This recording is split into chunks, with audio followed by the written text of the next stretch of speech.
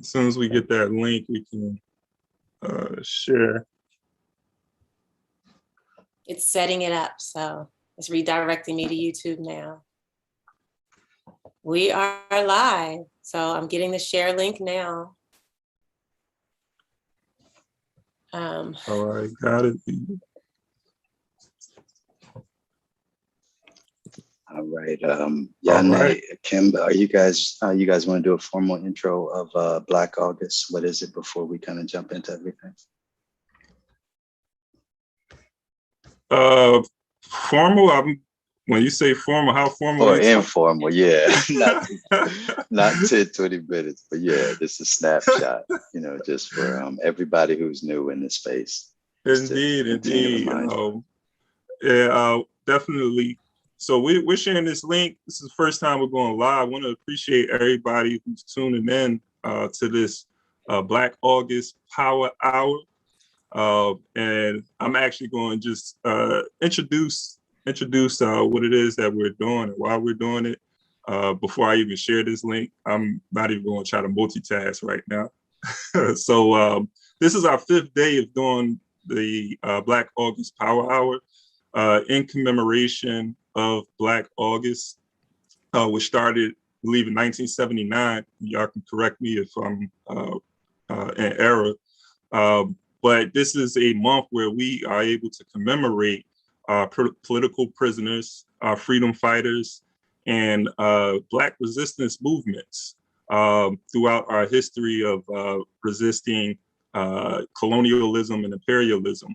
And this is something that we're still doing today. So, we're not just commemorating as if this is something that, from the past that we no longer need to struggle with. But we're doing this Black Power Hour so we can develop good habits and practice coming out of this 21-day workout and study. So I want to just appreciate everybody for being a part of this, who's been with us since day one. And then within this hour, we're going to start off with a workout, and then we're going to go into the political education and reading of Blood in My Eye by George Jackson. So we're uplifting George Jackson, who is sort of like the root of the creation of the Black August. So, just want to appreciate everybody being a part of this. And we don't like to take a lot of time talking, so we're going to get right into it. And again, I didn't even introduce myself to those who are Zooming in live. I'm Kimba, community organizer and educator. And I'm going to pass it off to my 2 facilitators to introduce themselves. And then Raphael is going to go into our workout. So y'all want to introduce yourselves? And then Raphael, you can take it from there. Yeah, I'll be brief. Raphael on the move, everybody, from Rochester, New York. Glad to be here sharing this space, celebrating commemoration of Black August. That's right. Awesome. And I'm Yane Indigo, and I am here also, just excited to be learning and growing with folk together. All right, we can go into our workout. And for those, y'all know how we do. We about to get it in.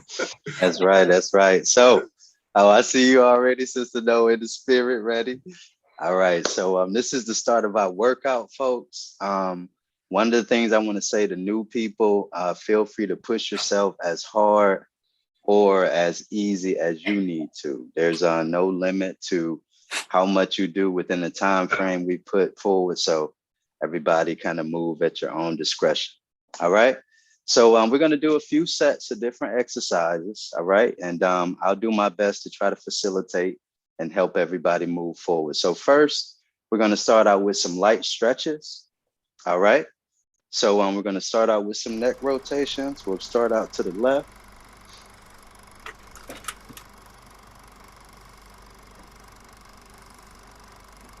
All right, 3 rolls. And let's move to the right.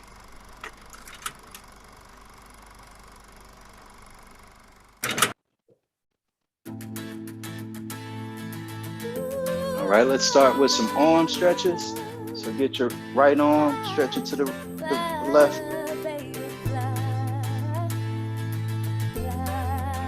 6, 7, 8, 9, 10. Other arm.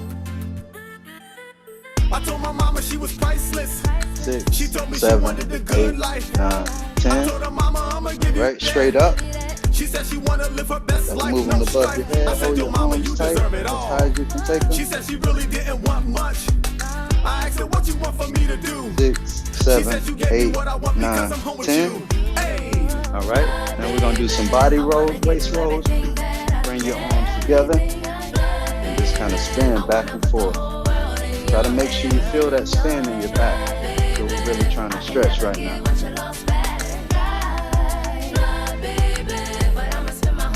6, 7, 8, 9, 10. All right. Spread your legs a little bit past shoulder length. And we're going to stretch ourselves as far as we can to the right, the left arm. You should feel it in your side as well as your higher thigh. 7, 8, 9, 10. All right, other direction.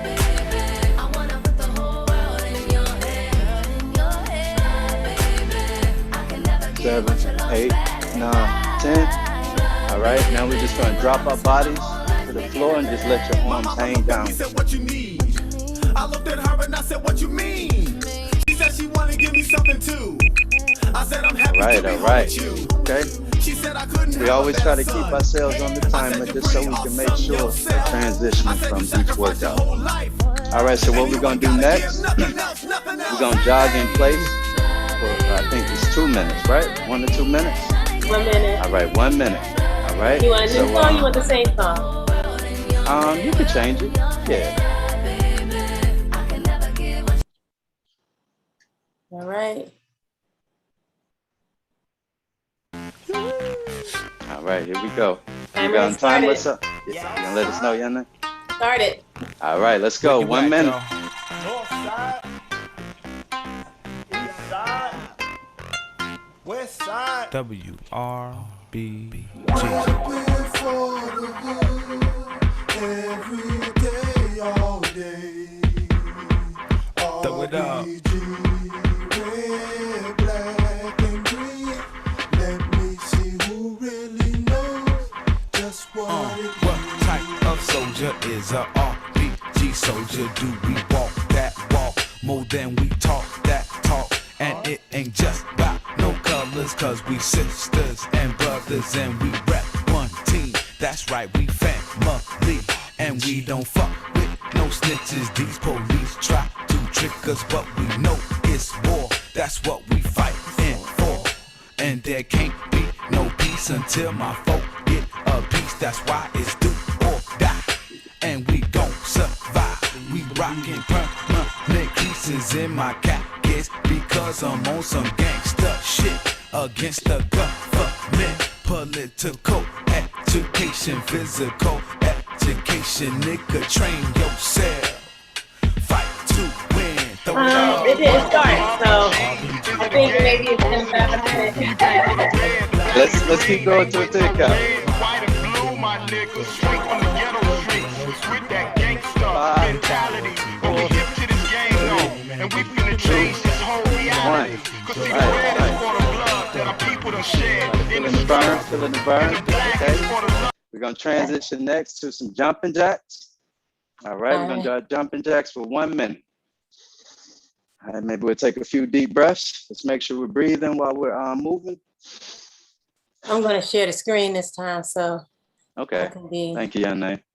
And thank you for these songs too. I'm feeling inspired when I hear their prayer, as well as Mike Africa on the move. Can you see both the Run that video? back, Yana. Run that. Which one? You want more dead prez? I'm gonna play this one and we can see about the next one. All right. All right, here we go. Here we go. Jumping jacks.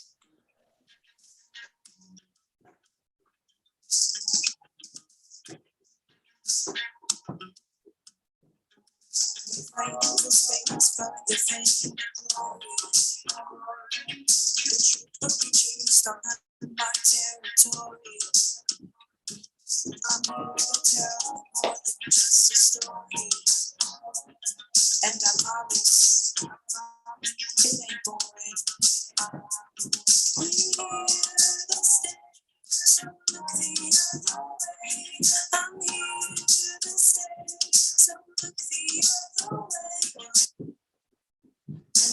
eyes cast the lights of our lives and our history. Russian kills ain't no mystery, but united there are victory.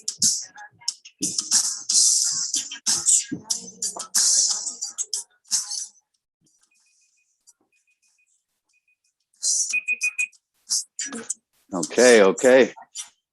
Everybody should be feeling the burn in your legs, your calf muscles, the thighs. All right, all right. So let's take a few deep breaths.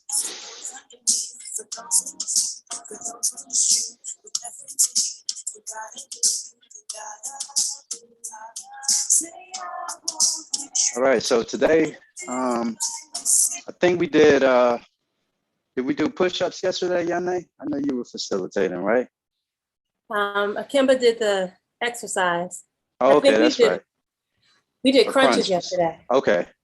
So Yeah, today we'll I didn't move know I back. was on mute. Yeah, sit-ups. Move back to push-ups. All right. So there's 3 different ways you can do push-ups, folks. You can lay flat. You can push yourself up. All right, straight up. Keeping your body straight. You could bend your knees. All right, and still do that same push-up. All right. You can also put your arms on the wall. All right, and you can lean and push up. All right, or you can do planks where you're either you're on the ground, arms straight up, and just holding your body straight. And you can do that with your body straight up, or you can put your knees down and plank as well.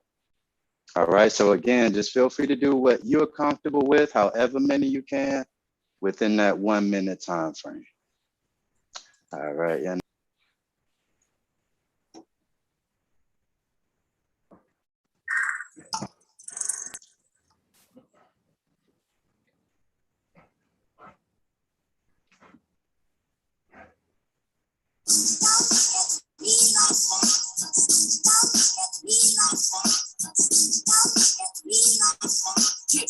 Revolution will not be televised. Revolution, you renewed, and I'm cooking up a solution. I'm ready to get the shooting. I'm ready to spark the movement. Got speed and get the bump in my head and get the thumping. Got me thinking about something. Freedom that's on my mind and got me reaching out something. When my teeth stop on and that heat stop, I'ma rock this mic tonight. I grab the mic, it's like a Dolomite. Overseeing the oversight. Coke the baking soda, cause they wanna give us 3 strikes.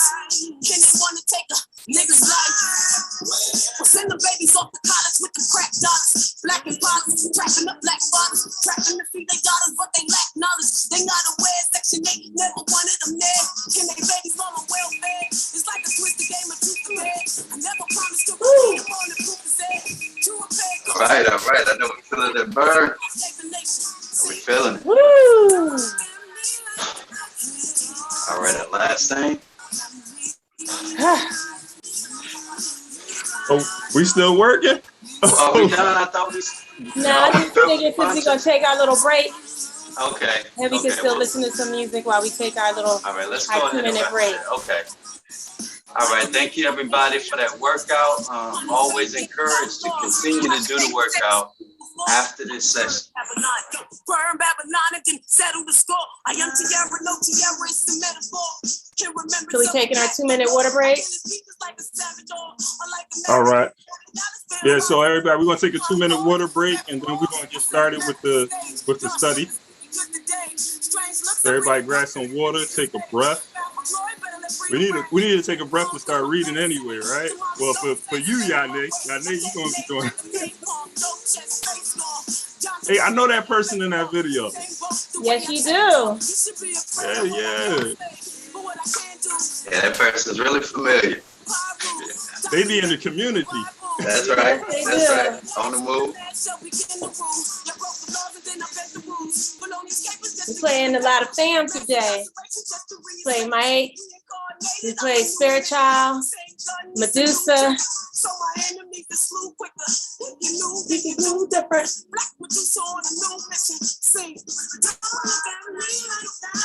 Don't you look at me.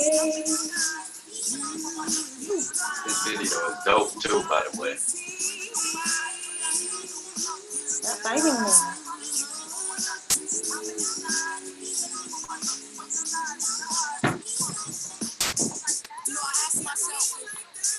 Racism, we see it slavery, or slavery, we see it racism. I ask myself, is this you or is this me? Is that hatred that's been deep-seated for eons, or is it something that you just came up with? Is it something that you noticed when you decided that you were superior? When you decided that I was inferior? When you decided that my royalty wasn't good enough for you? Is it something that you just came up with when you saw how good my love shined in the sun? Or is it something that you came up with when you saw how my back wasn't broken? You saw how decision I won. Well, that was well timed, huh? All right, all right. That was a great workout, led by our soldier in arms, Raphael. Appreciate that, leading up that workout. Again, thank you for everybody for being a part of this. We have been growing since day one, day 5. I want us to continue to grow.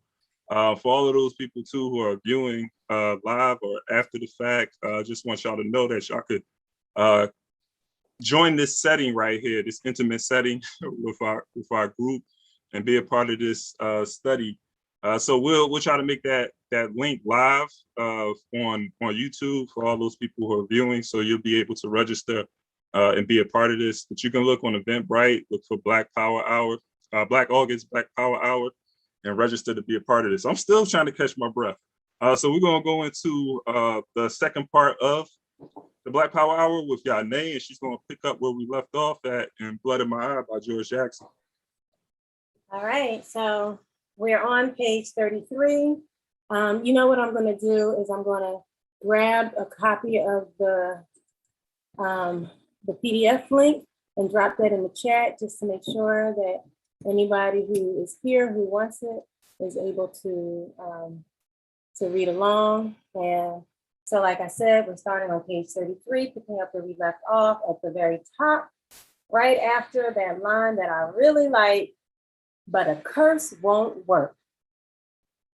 We're going to have to fight to win. The logic of procrastination has been destroyed. Our people can never be so oppressed, so repressed that they can't strike back in some way. We will purge the poltroons and fight, or just ignore them. The reality of power's automatic defense reflexes makes it possible for us to measure our own effectiveness. Their efforts to seriously repress us indicate that we have reached people, that we are finally in the fight, and we cannot ever be truly repressed. There is quite simply no way for an established government to defeat an internal, determined, aggressive enemy, especially in an urban society. The mechanics, logic, and logistics of urban people's guerrilla warfare cannot be defeated. In the opening stages of such a conflict, before a unified left can be established, before most people have accepted the inevitability of war, before we are able militarily to organize massive violence, we must depend on limited, selective violence tied to an exact political purpose. In the early service of the people, there must be totally committed professional revolutionaries who understand that all human life is meaningless if it is not accompanied by the controls that determine its quality. I am one of these. My life has absolutely no value. I'm the man under hatches, the desperate one. We will make the revolution. Nothing can stop us. We are not intimidated by the specter of repression. We're already repressed. The Black Legion and their terror leaves us cold, unafraid. The Black Legion is an armed anti-labor terrorist group active in the 30s, reputedly financed by sections of the automotive industry. The Black Legion and their terror leaves us cold, unafraid. We will meet it with a counter-terror. We'll never allow ourselves to be immobilized by a tactic that actually works better for us. The lynch murder of a friend. It makes me angry, not afraid. I'm the next man that must be lynched. My forefather trembled when his brother was lynched, but my brother's immolation means war to the death, war to the utmost, war to the knife. Violence is not supposed to work in America for no one, that is, except the omnipotent administrator. For this has yet to be proved to my satisfaction, since I know that a bomb is a bomb is a bomb. It twists steel, shatters concrete, and dismembers men everywhere else in the world. Why not those made in America? A bullet fired from an assault rifle in the hands of a Vietnamese liberation fighter will kill a pig in Vietnam. Why won't it kill a pig in the place where pigs are made? Counterterrorism is a facet of urban people's guerrilla warfare. It's our logical response to the repressive measures taken by the enemy state to contain us in the early stages of the rebellion. Our military cadre involved in this activity had the tactical advantage over the establishment's terrorists only if we remain clandestine. While working at the direction of a political front, we must remain separate from it. The ranks of these early soldiers must be absolutely impervious to infiltration. Precautions must be made to keep this cadre impenetrable to police spies and less committed comrades. In the coming of the new international, John Garassi observed that as a leading pragmatist, Lenin believed that the only way a revolution could come about in Europe in this time was by the creation of a revolutionary organization. That organization had to be tight, well-trained, loyal to its central committee, dedicated, and narrow, not only for ideological reasons, hence purges and sectarian splits were to be encouraged during its formative years, but also for security. And Lenin states that the more we confine the membership of such an organization to people who are professionally engaged in revolutionary activity, who have been professionally trained in the art of combating the police, the more difficult it will be to unearth the organization. One of Jonathan's reports contains the following. I find it almost impossible to trust comrades, not after all of this. They say Gloves Davis, a Black pig, killed Fred Hampton while he was asleep. I certainly don't have to mention all the so-called defectors who are now appearing before government committees testifying for the state. They were infiltrators to begin with. The house niggers who ran to the high sheriff as soon as someone whispered revolt. I think I hate them worse than I hate the sheriff or the owner. I am just a young slave, you say, trying to understand and cope with my environment.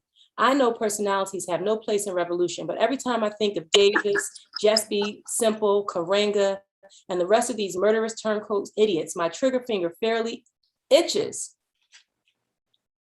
Non-persons like Karenga, Leroy Jones, and the other right-wing Blacks are intelligent enough to know what they are doing. We cannot excuse them with the ease that we can excuse the average brother who has had no opportunity or inclination to search. The mantle of ignorance doesn't cover their behavior. They have to know that when they attack socialism, the communist ideal, and revolution, that they are not logically or illogically attacking all that is white, etc. They know that Ho Chi Minh isn't white, or Chairman Mao, or Nkrumah, Lumumba, and Toure. They know that there isn't but one fight going on across the planet, the one between the imperialist forces of capitalism and its victims. They know that it was for work that we were kidnapped. What else do you feed a slave for? These black men, if you can swallow their swallow shirt, have had time to study. Some have traveled. They know that it was capitalist agricultural economics that first caused our pain, and that the only change since then is the decline of the agricultural elite and the rise of the modern bourgeoisie. A sweatshop replaced the plantation. Could it have escaped their notice that all the African states that really liberated themselves booted out the foreign businessmen and are now socialist states? No, I think the strongest suggestion is that they are working for the government, the new house niggers. And what better way is there for them to sell themselves to us than to scream, black, black, black, black, like Tom Mboya, whose whole service for the CIA was to redirect the revolutionary rage of the people into a thing more compatible with the interests of Western businessmen. They are spies, death to the spies. I don't think it is a personality clash at all for us to teach these black pigs that we will not be altered from our course, that the reward for counter-revolution is death. We can't continue to expect or wish for loyalty to the people. We'll have to demand it, and that's both from these cowardly fat mouths who come to us in their disguised cultural nationalism, and from the class defectors who Tommy gun us in our sleep. I'll make an example of Gloves Davis. Even if I have to hobo to Chicago, they'll find him strung up to a streetlight by his heels with our sign burned in his forehead. Tests must be devised to guard ourselves against the possibility of these fools getting into our separate military groups. There is no way to stop the infiltration of an above ground political group, but we can guard the clandestine army by 1, letting no one choose us, even if they did not know about us and could find us. We do the choosing. 2, once we choose someone to do the people's military work, once we choose them to do the people's military work, they should be isolated and tested thoroughly and their background checked.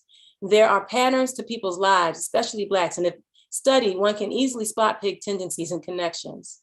Checks could be run through some of our political people who have friends or sympathizers who own, say, used car lots or any business that generally deals in credit. A great deal can be learned through the various credit check institutions these days. We'll be using one of their own instruments for the real purpose that they are invented against them. Generally, that's the way it will be throughout the war. Tests can be developed into a science, written stuff to help reestablish for ourselves the pattern of this soldier's background. You know, full commitment generally comes as a result of awareness, and awareness is the product of study and observation. The things a person has gone to the effort of reading and analyzing say a great deal about their character. In other words, very few Black intelligence agents will have studied Marx, Mao, Lenin, Fanon, cats like that in depth. You can generally tell what processes a man's mind has gone through by what he studied, observed. So examine, even the post office will do that. Written and oral tests, drugs are not to be discounted either. Oral tests under truth drugs. Then you have the ultimate test, the things that no agent of the establishment could do, like assassinate the local head of the Gestapo, bring him out of the isolation, blindfold him, arm him, tell him what to do and where to go afterward and wait, etc. I think you could be fairly sure of him after a series of tests like these. We're only thinking in terms of a small, highly trained, super secret counter-Kluxit vanguard group. However, dealing with people you've known over the years and have been tested in fire already is best, like me, you, and your comrades and mine. The Blacks who joined the Army Expeditionary Forces just for profit, the cats who steal them blind and hustle the other suckers, they are starting to stir, to become aware also. This Vietnam adventure on the part of the fascists has vastly changed the whole relationship between the masses and the ruling class. Can you detect the subtle changes? The really ugly side of imperialism is being demonstrated for not just the people who suffer its effects abroad, but also to the little sleepy guy here inside the US. They're starting now to make the link between foreign wars and foreign businesses, and they're better able to make the comparisons and conclusions. Ho Chi Minh versus Kai, for example. People are all starting to say such things as some form of socialism is the answer. Time to move. We must show them that resistance is possible and that there is a hard left cadre willing to lead it. Conditions are right now, for the beginnings, at least, of a revolutionary culture. These conditions have always been present here inside the Black colony, but no leadership until now. If we can keep the Panther alive by protecting the party workers with a show of underground strength, watching the watcher, assassinating the assassins, I think the people will start to listen to them. Blacks have grown very cynical to all groups who make claims in the area of problem solving, since there have been 1 million groups and no problem solved. The physical conditions are right for the start of a protracted war. We have yet to hit on the tactic for control of attitudes, however, how to make people organize and resist the ruin of their lives. And it's for certain we'll never figure out the right tactic if the pigs keep killing off and busting all the vanguard elements. The time has come. Bobby's seize the time makes sense. We can't build a mass movement without finding some way to stay alive long enough to let them know we're here and that we're not just out to play on them, that we are finally prepared to totally commit ourselves to the fight, that we will never abandon them when the pig moves in with his pistols and paddy wagons, that we're willing to take it to the graveyard. A show of organizational skill and valid anti-establishments will always bring on violence from the fascists. The people know this, so they must know that this violence can be countered before they'll believe and respond. Let the ruling class tremble at a communist revolution. That's my favorite line in all of Marx and Engels. From Fanon, it's the time for talking has ended. The time for acting has begun. Long live the guerrilla. John. The counter-terrorist, faceless, nameless specialist in all martial arts is the first soldier of the people. His violence will be swift, surprising, explosive, and tied into a clearly political matrix. In some cases of assassination, it must be wise to make them appear as accidents, but that still doesn't reduce the political content. The workers, properly distributed and going about their tasks with secret, flawless precision and in perfect unison with the political front, will shake the fastest to their very foundations. Their limited, highly selective violence is the absolute minimum for enforcing the demands of the people. Anything less will fail. We are not dealing with nice people who will throw down their guns and submit to our will because we outnumber them. From the vantage point of established power and history, they know that one armed man can control 1,000. People's war is not polite or proper. It is not possible to limit the scope and range of violence to what the enemy will bear without reacting. Any ideal, any activity that may do violence to their control will never be permitted. People's war is improvisational and more improvisation. It is organizing the masses around their realistic needs and moving them against whatever forces restrict their passage to power. I repeat, realistic, day-to-day needs must be the basis of organizing people and making them conscious of revolution, that the world, the universe must revolve, that it will stop, stagnate, and die for no man's privilege. If we accept revolution, we must accept all that it implies: repression, counterterrorism, days filled with work, nervous strain, prison, funerals.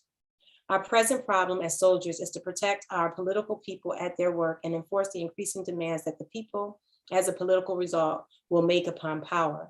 The soldier is the counter-terrorist, the bodyguard, the first of the military vanguard. The distance between him and the class enemy is a free fire zone. He has to be the baddest and strongest of our kind, calm, sure, self-possessed, completely familiar with the fact that the only things that stand between Black men and violent death are the fast break, quick draw, and snapshot. Terrible Jonathans teethed on the barrel of the political tool, hardened against the concrete of the most uncivilized jungles of the planet: Chicago, St. Louis, Los Angeles, San Francisco, tested in a dozen fires. Tall, slim youth, the new nigger with a gun in the eyes of the hunter of men. These comrades must make the first contribution. They will be the first to fall. We gather up their bodies, clean them, kiss them, and smile. Their funerals should be gala affairs of home-brewed wine and revolutionary music to do the dance of death by. We should be sad only that it's taken us so many generations to produce them. Building consciousness and revolutionary culture against the repressive natural defense reflexes of the system means taking realistic day-to-day issues like hunger, the need for clothing and housing, joblessness. It involves provoking repression, feeding on it, the fact that political and political economic prisoners and legions and the processes used by the oppressors to judge and condemn them must be used as the rallying cries of revolution. Economic crime and even crimes of passion against the oppressors must be understood as rebellion.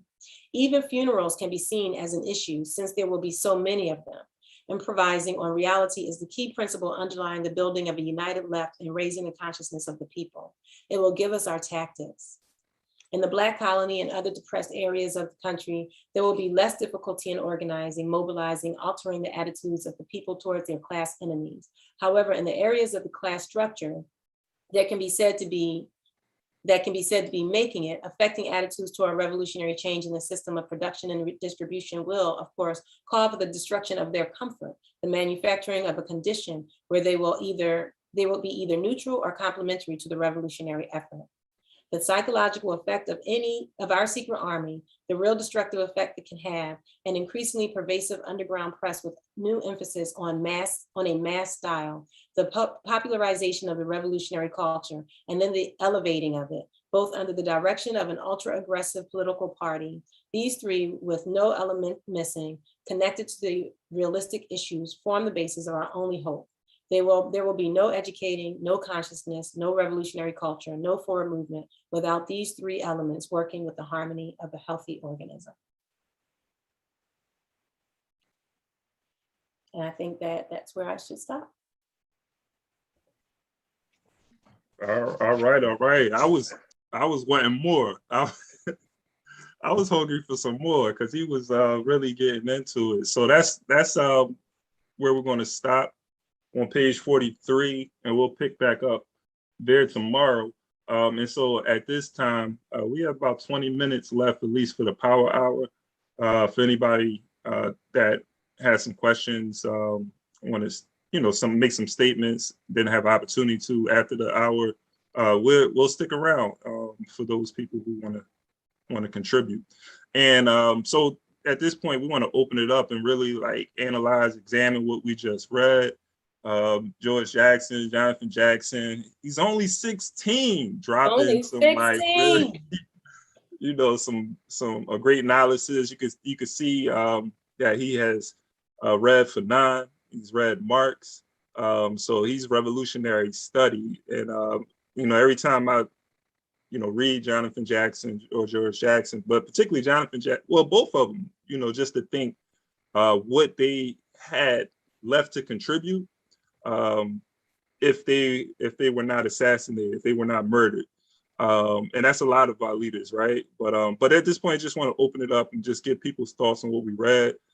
George talked about the professional revolutionary, during the importance of that. He talked about the cultural nationalists. There's a lot of things that was raised, but just, want to see if anybody has any thoughts, opinions, questions.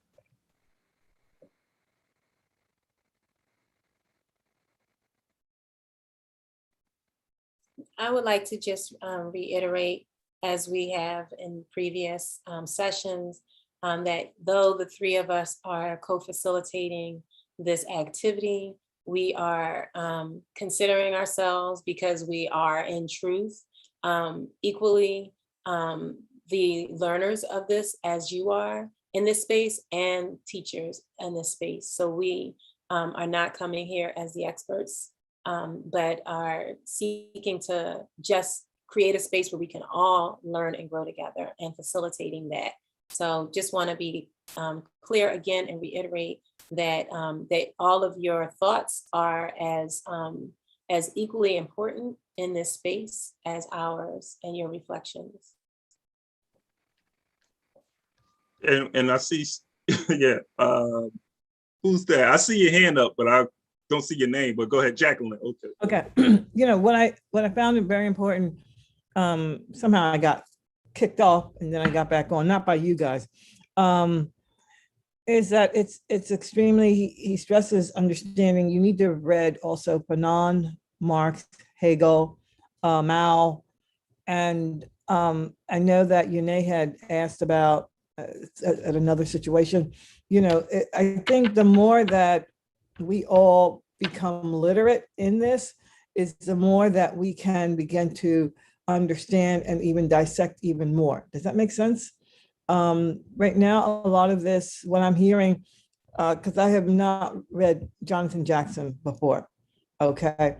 And there is references to various people, and some of the people I've read and some of the people I haven't read. So what I'm understanding is that you first have to really educate yourself thoroughly, just sort of like what the Panthers did with the their political education course, and not just take pieces of it, but really just, whether it's paragraph by paragraph by paragraph, reading it and what does it mean, and taking it apart so that this becomes part of your DNA. Yeah, that's all I have to say for now. Yeah, I unite with that.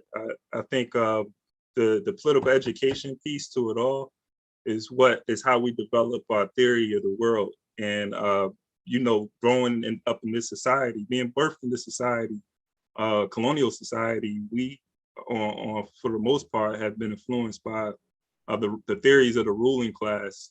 And so it's sort of like that decolonization process, that deconstruction of these ideas that we have, that sort of have influenced us throughout our lives, attacking that with correct theory. And I think like that's why Jonathan and George is just like, so you can hear the revolutionary, spirit in the reading.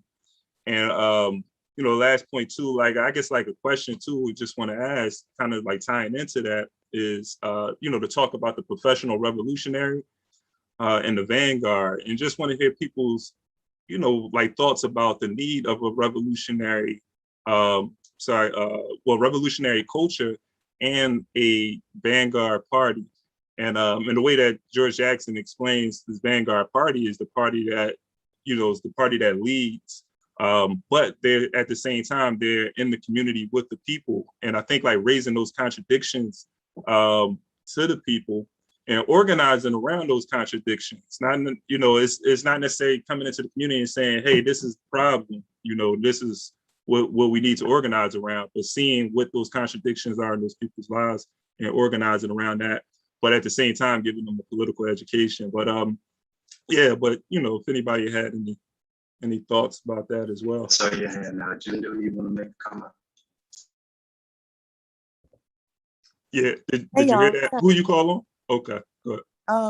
Yeah, no, thank you so much for that. I think like Ikemba's last point just completely touched on what I was thinking with Jacqueline's statement, because I so agree with like the need for political education and steeping ourselves in like our always evolving politics. But something that, you know, I always think of is I think there's this Fred Hampton quote where he talks about, you know, you could read all the books in the world, but if you don't make what you're reading real to people, it doesn't matter. I'm paraphrasing horribly, but, you know, and something I always think of is like, there are often folks who will study and study and study and push people who are, you know, fighting 17 different ways the state is trying to kill them to study as well. And they don't understand that like there's knowledge that comes through lived experience, and also what it means that sometimes it's not for folks that study to teach other people. Sometimes it's for us to make those concepts real to people. So like, it's like, okay, Marxism, a lot of folks' experience with Marxism is like asshole white leftists who are like pointing the finger at them and telling them that they need to read Marx or whatever. But like, well, how can we make that real to people so that when they engage with us, when we're in community with them, they're like, oh, that's what that shit means. Like we actually should like, you know, pivot and organize in that way or move in that way. So yeah, I so appreciated that point. And if I can add on to what you said, let me add on something really quick, Kimber. I think the education we're talking about, especially when it's political, should definitely be purposeful.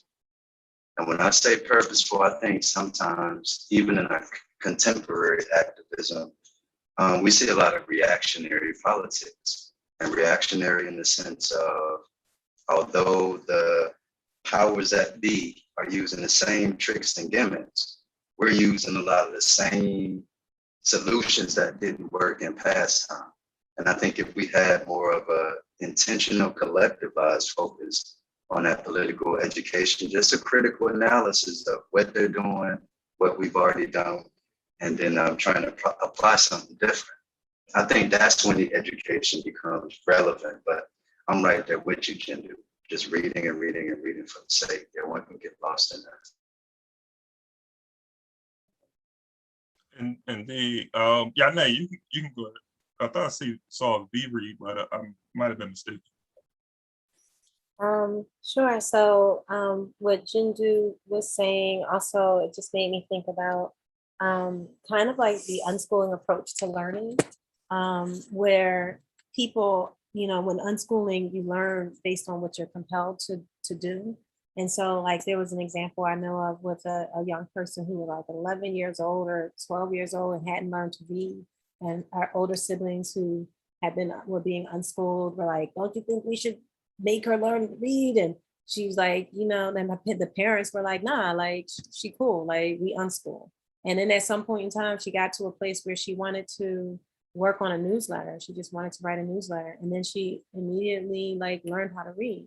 It was like her life and what was guiding her that actually drove her to her reading. And that's the idea of unschooling. And when you think outside of like the white supremacist perspective of how we're supposed to learn and these ideas of these core competencies, now we've got revolutionary core competencies or whatever. And if we shift instead to actually just engaging the people in the ways that Kemba, Jindu, that all of you were talking about, then and we're referencing our own knowledge base. And so we may reference what we've learned, we may reference what we've read, we may reference, you know, and people ask questions and things of that nature, they will be drawn to read what they need to in order to get to the next place that they want to go to. And that will be more natural and they'll actually take it in more and it will have more, it will land better. So I definitely think that, you know, that's an important kind of like, it's just like us, again, deprogramming our understanding of what learning and development looks like and not thinking of it from the place of like, you know, the way that we've been taught by this current paradigm, within this current paradigm and within this current system. But I also just wanted to, get into some of the things that were said in the book. I mean, we've been reading the same section for multiple days. And so there's going to be some overlap of things and that of some of the themes and things that were discussed in here. But I just really appreciate the way that that George is seeking to kind of like outline in this book, like the different roles that people may have and the different kinds of actors that exist inside of the space of revolution. So you have our general public, our general community. You have like the cadre of soldiers that actually are willing to put their lives on the lines. And in a revolution, you have to have those kinds of people. We have people who are doing that for this imperialist system. They go to the lands of our siblings and they put their lives on the lines in order to help these people gain wealth. But we can also identify within our own communities people who are willing to put their lives on the lines for our own communities' freedom and to liberate the masses, because the masses are repressed.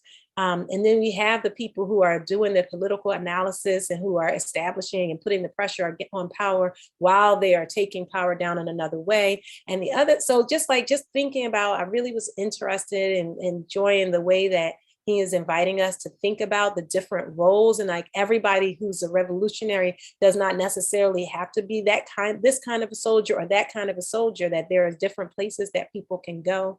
That was one of the things that I really appreciated in the book. And, and there were some others, but I just wanted to also invite us to, in this time, be talking, to talk about some of the things that were going on in the reading. That was one of the things that I really appreciated in there. And there were a couple of others, but I don't want to take up all the time. Yeah, thank you for that. Wanted to see if anybody wanted to respond to what Yane said, or just anything in the book at all. Give everybody opportunity. We have at least like 5 minutes before we get to the top of the hour. See, I got you. See? Read my thoughts, yeah. Yeah, so we got 5 minutes left. We get to the top of the hour, if anybody wants to stick around afterwards, can and ask any questions or make any comments. We don't want to rush y'all out of here, of course, because these conversations can get really good. But I just wanted to make that be known. So did anybody else have any thoughts or questions? Well, if nobody, I'm gonna, go ahead. Oh, Jindu, Jacqueline, all right, cool. Because I still have more thoughts, but I want to wait. So I see Jindu and Jacqueline. Okay, so we got Jindu, Jacqueline. I thought, Sister Noah, was you about to raise your hand? I saw a flash. I think that's what I saw last time. But go ahead. Was that Jindu? Oh, Jacqueline. Okay, who goes first? Yeah, I heard Jindu's name first. Okay, first. Oh no, Jacqueline was first. All you. Oh, okay, go ahead. Thank you. I guess where my questions are, and maybe you guys can answer it. How do you make this knowledge practical and not theoretical? Because it's sounding very good, but it's still theoretical for me. So how do your group, your colony, how do you put this in practical practice? And what are the steps, do you think? Do you know what I'm saying? And I know that, like I said, a lot of information came at me like this real quick.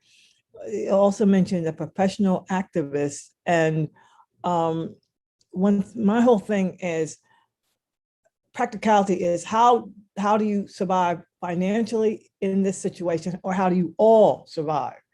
What is this, how do you create this world so that you all begin to live and flourish and survive and plan and do whatever you need to do to make it all happen? What are the practicalities? That's it. Yeah, appreciate that question right there. So what I want to do is allow Jindu. I know you had something else to say, but maybe you can answer that question, or we all can answer. But since you was next, maybe you have an answer for that. If not, though, you don't have to. No worries. pressure. Because I love that. I love those questions. And I was thinking about that. And questions kind of tied into a little bit of what I was thinking with the text. And an example came to me in the text when I was looking at a seemingly small part, and I forget the page, but Jonathan is talking about, he says, I know there's no place for personalities in the revolution. And I was like, oof, that hit me, because there's something about this moment where everyone is trying to be a George Jackson. Everyone is trying to be a Fred Hampton. Everyone is trying to be like, what is it? Angela Rye, Tamika Mallory, Patrice Concolor. Like you have all these big names where people are creating celebrity for themselves, but not really doing anything for the people. And that to me is like translated, like it's almost like, some parts of this book are prescriptive, but some parts of this book are just like, they offer us lenses to look at our universe and to look at the people that others have chosen as our leaders, and kind of like move differently. So I think that there's a way in which we can use this as like a way to meditate on like, what is our internal politic? How are we either buying into Negro liberalism or being swayed by what is our political climate looking like right now? And are we falling into any of the traps of so-called revolutionaries? And it's a kind of an abstract answer, but like I was really thinking about what it means that so much of what they said so long ago is like directly cuts to the heart of the political climate that we're in right now. But there's something else that you said that I wanted to respond to. And what was the second question that you? For me? Mm-hmm. I mean, Sorry. okay.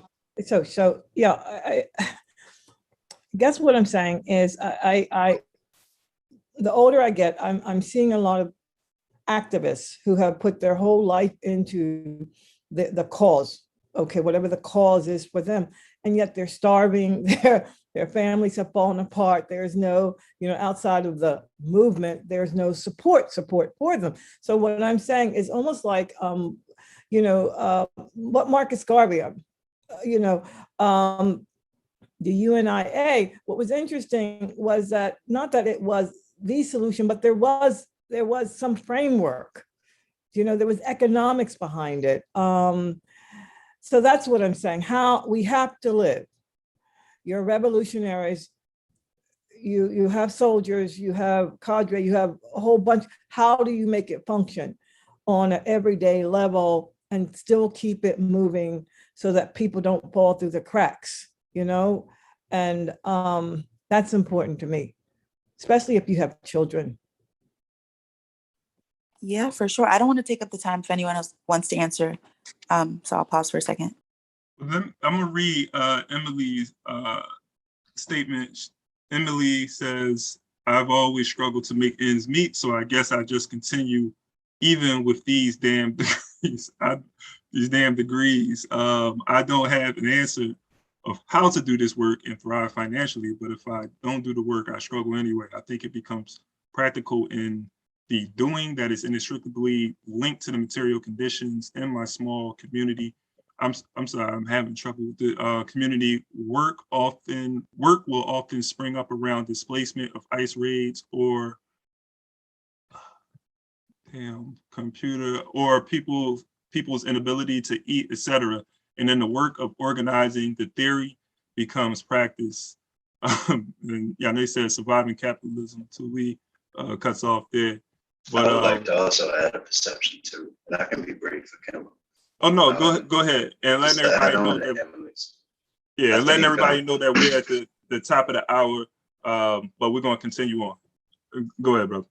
Yeah, I think Jonathan, as well as George, performing some other pages previously, really highlighted the importance of beginning to revolutionize the people around their needs.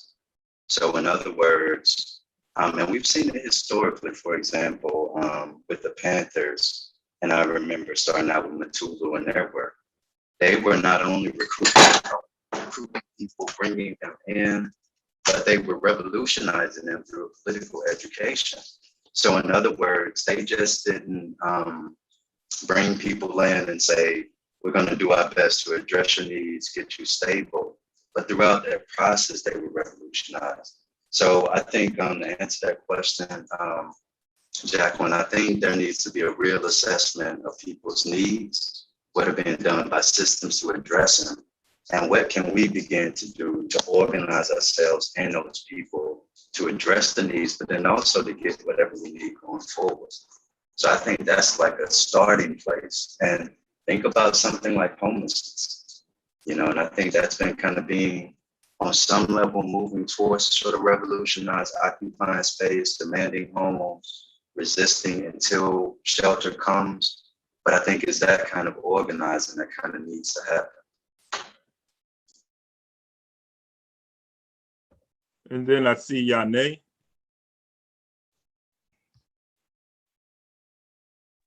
Thanks for that, brother. I have a couple of thoughts. I'm really enjoying this conversation.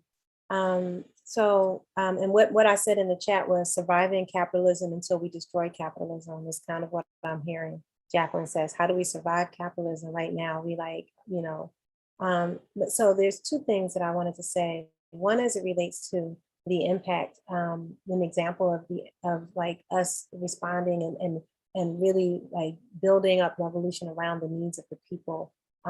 There's the example of what happened just a couple of years ago in Colombia, in Buenaventura, where it's a predominantly Black city that has like one of the most significant ports in South America.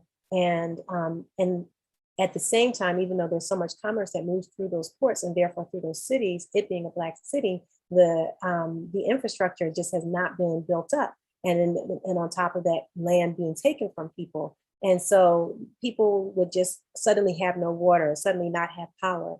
And so those real material realities that the people went through, there were the vanguard, now we have this language, right? The vanguard organized the community there. They used those realities, rallied up the anger of the people, and then shut down the port. And there were hundreds of thousands of people in the streets every day for 20 something days until the administration finally was willing to submit to the will of the people and sit down with the people, with the vanguard who had organized this. And ultimately, they ended up having one of their own take over the mayor position and the administration of the city. So that's just an example of like tapping into the material conditions. And you know, and so, you know, that's, you know, I wanted to share that. Also, the other thing I wanted to share, though, is that some of this is also like a perspective thing. It is, again, like we live within this context of like the spiritual, not spiritual, I'm sorry, the capitalist ideals, and not just from like the practical and logistical realities of capitalism, but also the ideological realities and the thinking process that come with capitalism. So we consistently live within the context of the scarcity ideal. And, you know, and so although it's true that there's a lot of people who are doing without, and I have gone hungry, I have gone without food for long periods of time and drink water in order to overcome the feelings of hunger. So I'm not at all here to try to say it's just in our mind, but I also have an abundance, a belief in abundance that enables me to strive and drive forward without having to make shifts that shift my ideals and function in a way that aligns with capitalism, and doing that over a consistent amount of time, particularly from being in like a sense of being community spirited, has enabled me to be able to do much better than one would expect based on how things look financially on paper. And some of that is just spiritual, and it can't make sense. But I do think that there's shifts in how we can approach living in the universe, kind of like in his eye is on the sparrow kind of way of thinking, that that we can do what needs to be done and operate within the context of our purpose. And we are a purpose to be free. So, you know, and if we are not free, then I believe that we are purposed to fight for, strive for, and take our freedom at any cost. And so if we are operating within the context of our purpose, then we can believe and recognize that there is an abundant world that we live in, and begin to identify and see how that exists. And I know that that's not practical. That's not practical, but it's, and I can speak to this at other times and in other contexts, but I just want to just kind of articulate that whatever our conditions are, they don't change. What changes is us and how we respond to them, and how we and how we engage them and how we engage each other within the context of these conditions. And so some of that from that place, I don't think it can be really like established in a material way. But I do think that this book gives us some serious practical approaches for a revolution. I think that this is practical, that the things that we talk about in here, I feel like he's speaking very clear, like, do these things, go and find people, do research on them, build a cadre of revolutionaries, find the people who can operate in these ways. I feel like it's very practical instruction, and we have to translate these practical instructions to the reality of our personal individual communities in order to establish and build a wide-ranging revolutionary activity and that can get all of our people free. Yeah, thank you for that. That kind of sparks a lot of thoughts. Raphael said, in resisting oppression, we must be willing to exhaust all solutions / strategies until we get what we want. No limits. Jindu says, right, under capitalism, people being without or living at the margins is guaranteed.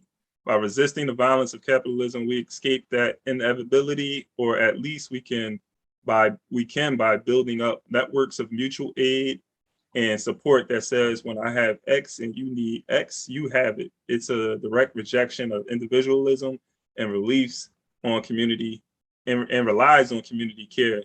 That reminds me that I was building this barter exchange. I was attempting to build like a barter exchange community. So I was going to set up, how you have like the vendors that be out like on 52nd Street and other 52nd Street example I had. It's not like back in the day, but I was trying to like create this like barter exchange. It was just me, but I was going to try to inspire others to come out with tables, fill their tables up with stuff that they just want to trade or give away. So it wasn't just bartering either. It was just like I have excess, so I'll give it away. But if you have something to drop on the table, to exchange with people, and so I wanted that to sort of be an attack on the capitalist system where we don't necessarily have to keep going out and spending our money and feeding the beast. But these is practical things that we can do. Also, just like Fred Hampton, somebody brought up Fred Hampton earlier, and Fred Hampton, I remember he was having these conversations on YouTube, and these people wanted to set up a credit union to address economic issues in the community. But the thing I like what Fred Hampton did, he was asking like, where's the educational piece? He's like, yeah, I see all of this. He's like, where's the educational component? And I think this is important because under this system, there's a particular theory and mindset that has to be developed, and it has to be counter to the system of exploitation and oppression. And that's why he was saying, he's like, you come in here, you have Black people with these resources, but if they're thinking like a capitalist, like, it defeats the purpose. And so, that's why I think this political education is so important. We have to develop. And I think going back to like practically implementing these things, I think it's as simple as this, for me. It's like, once you develop a revolutionary culture, as far as just like individually, you develop a revolutionary culture, then everything that you're doing should be revolutionary. So all your interactions, should be, revolutionary, educating people. Even if you go into your 9 to 5, like, okay, when I get these resources, I'm going to take the government is already taking 30-40%, what I got, but I'm gonna take 10%, 15% and give this to the revolution, so building with organizations and people. So everything in your life is revolving around revolution, you know what I'm saying? So there's other things, but we don't have the time to talk about that, but I'm just trying to keep it, like that. So just within our spaces, even if you haven't yet found an organization, there's revolutionary acts that we can do that can contribute to bringing about the destruction of, I won't say, but yeah, go ahead, Jack. One more, what Yanae was saying that made a lot of sense. George Jackson mentioned finding these people, vetting them basically, so that you have to be clear what it is you want in your comrades, or you just, it's what I'm saying is, Yanae, you're correct. It is it's instructional what he's saying, but if you are an entity by yourself, how do you, it's like, how do you do, where do you begin? You know what I'm saying? That's what I'm saying. Like, I feel like for me, I feel like I know a little bit about this group and that group, but I still feel like I have no community. You have to understand that. I am not a Black Panther. I would have been too young to have been a Black Panther. I wasn't even born, you know, and so I hear what the elders are saying. I'm not a young lord, even though some of their things interest me, just like the Black Panther, you know. And once again, that was another generation. And then the new young lords, they're very, you know, whatever, their own issues and who they accept, who they don't accept. You know, what I'm saying is, like, you have to find a community that first accepts you. And when they begin to accept you and trust you, then you can begin to work from a base. Otherwise, you work as an individual. When you are an individual, you can easily be knocked off and destroyed. Do you understand that? So Indeed. that's all I'm saying. Jacqueline, let's talk offline about that. Let's you and I talk. You know, I think that, you know, there are organizational homes that are here that you can find, and you know, and so maybe we can talk about some places that you might be able to get connected to, because there are spaces for you. There are spaces that will embrace you, that are right for you, where you are and where you want to head, and what you're and what kind of work you want to do. And so, yeah, let's just have a conversation. I'll share the things that I know, and then we can see if, hey, Jindu, sure, like we can have like another whole conversation about, you know, about this issue, because it is important. And I wasn't going to go into it too much, but Jindu, you know, with your interest as well, I do think that, and you hear a lot of people talking about joining an organization. Peace, Emily, and thanks for being here every day, about people being encouraged to join an organization. And there's great value in that. And part of that is that camaraderie of like knowing that you have other people who are aligned with you ideologically, who are doing the kind of work that you want to do, and not being alone, because it can feel really lonely when you have these ideas, these thoughts, and you know that there's something wrong and that it needs to be fixed and that you have to do something about it, but you don't know who to do it with and how to do it and where's your guidance and what all of that, and who is somebody going to hurt me and who do I turn to? So I definitely understand that, and there are places that I have found to be really great homes, that you might find, you know, interesting, and let's just talk about it. So I do appreciate, you know, what you're raising. And yeah, and I know we need to leave soon, but I just really wanted to know what people thought about that part that I dropped into the chat, where he was talking about, you know, when he says, you know, I think the strongest suggestion that we're working for that they are working for the government. They're the new house niggers, and what better way is it there for them to sell themselves to us than to scream black, black, black, black?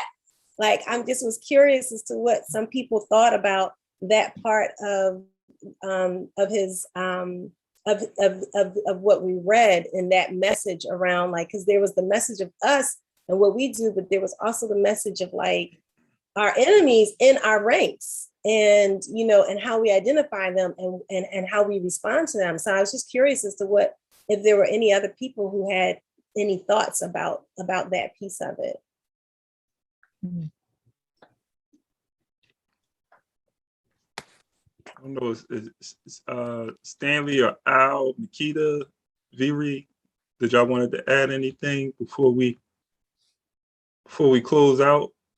And then Jindu, you're raising your hand. I want to see if any of y'all had anything to add before move to Jindu. All right, so Jindu. Want to make sure I get get some time to No, respond. truly. I so respect that. I can do too much sometimes. Just let me know. But I just wanted to respond to what Yane shared, because yes, everything about that passage, everything about like how we can tell the suspicious and suspect ones by how loudly they scream about Black power, throw up the fist, or black out there the little square on the social media or whatever, and have no surrounding or grounding politic, is like we can look out, we can see the Amanda Seals, the Angela Rise, the Sean Kings, although he's not a Black, all of these sort of like professional grade, published activists and platformed activists who have gained such a huge following, and then you see them turn that following to like, oh, let's go support Stacey Abrams. Oh, let's back the blue or whatever, no matter who. Oh, let's, I remember going to one club when Clubhouse was a thing. They had these Black lawyers who were supposed to be in quotes radical and revolutionary, which as a Black lawyer, I can tell you doesn't exist. But they were hosting these spaces, and they had these brown bag lunches about, one, how to identify a good cop, doesn't exist. Two, how to work with, in quotes, good prosecutors. I was like, what? And they said, decarcerative prosecutors. I said, there's no such thing. The work of a prosecutor is to funnel people into the carceral system. That's all it is, right? But it's gut wrenching to see. There was, I think it's still online, something called the Vision for Justice, or the Vision for Safety and Justice. It was like a 2-day convening online, and it was by like Movement for Black Lives and a couple other people, and they literally were platforming with the Black, the Black fist up and all the aesthetics of revolution, platforming prosecutors, platforming people who were, in quotes, or who were apologetic about the carceral state, but did not see the need to abolish it. And it was so weird, because you were seeing all the comments, and folks were just like, yes, this is a breath of fresh air. This is what we needed. And I was sitting there sending my lonely comments like, this is wild. Like, we need to be organizing against these folks and all that. And no response. But then when people would say things like, oh, this is the change we need, this is liberation or whatever, all that propaganda would get so much traction. And it's so lonely and isolating to be like the Black person who's not in line with all of the, in quotes, Black leaders, because it's like, no, they're actually leading you off of a cliff, but they're so compelling and charismatic, and they buy into identity and what is that thing? Beauty politics. There's a phrase for it. But there are all of these things that make them desirable, desirability politics. Yes. All the while having no politic of revolution. Indeed. Appreciate that. I know it's 1:20. We gotta. It's such a good conversation. Yeah. So I guess like we can. I mean, we'll Poverty pimps. That's what they are. Poverty pimps. Yeah. So it is 1:20. That's my number right there too. I swear, like I see that number everywhere. So I think it's fitting that we close out right here. Again, appreciate everybody being part of this workout and study. We're going to be back here at 12 p.m. tomorrow. For all of those who tune in, who have been tuning in from our YouTube channel, definitely register and be a part of this study, so we can have this conversation with you as well here. So look forward to seeing you all tomorrow. Peace, family. Peace. Bye, y'all. Thank you.